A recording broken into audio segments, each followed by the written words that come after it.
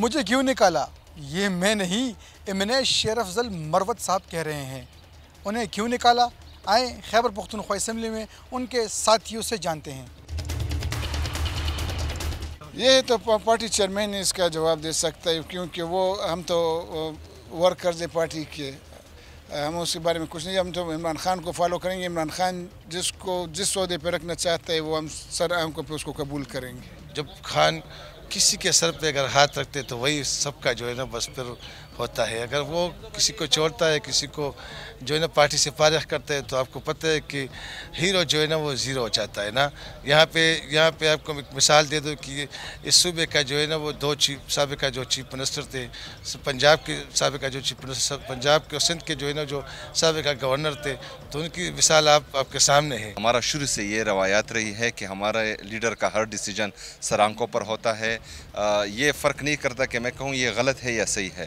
جو لیڈر نے ڈیسائیڈ کیا ہے، جو عمران خان صاحب نے ڈیسائیڈ کیا ہوا ہے، ان پر ہمارا لبیک ہے، اور میرے خیال میں ان کو چانس مل رہا ہے۔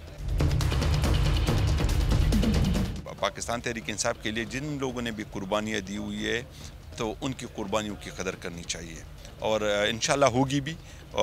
مطلب ہے کہ پارٹی کی طرف سے آپ نے دیکھا بھی ہوگا کہ جو فیصلے آئے ہیں تو اس پہ خان صاحب کے ساتھ مشاورت بھی ہوئی ہے، تو خان صاحب کا جو فیصلہ ہے وہ تو سرانکوں پہ ہے۔ مروت صاحب بڑے ہیں پارٹی کے، وہ ہیں، میں نے ان کی سٹیٹمنٹ یہ والی نہیں سنی، آئی ڈونٹ نو، لیکن یہ ہے کہ we have got immense respect for him. Party کو انہوں نے سخت وقت میں انہوں نے سہارا دیا، اور وہ بڑے ہیں، ان کے لیے عزت ہے، وی رسپیکٹ ہیم۔ شیر افضل مروت صاحب کا جو کیس ہے وہ خان صاحب کے ڈائریکشن پہ ہوا ہے، اور انشاءاللہ میرے خیال میں ان قریب ان کی ملاقات بھی ہو رہی ہے خان صاحب سے۔ تو یہ پارٹی ہے، پاکستان کی سب سے بڑی پارٹی ہے، پاکستان کا سب سے مقبول ترین لیڈر اس وقت عمران خان ہے، تو یہ چھوٹی موٹی باتیں پارٹی میں ہوتی رہتی ہیں۔ شیر افضل مروت کے دوستوں کے رائے سے یہ معلوم ہوا کہ انہیں دوبارہ ضرور موقع ملے گا۔ کیمرہ مین حزب اللہ کے ساتھ عارف حیات، ڈان نیوز، پشاور۔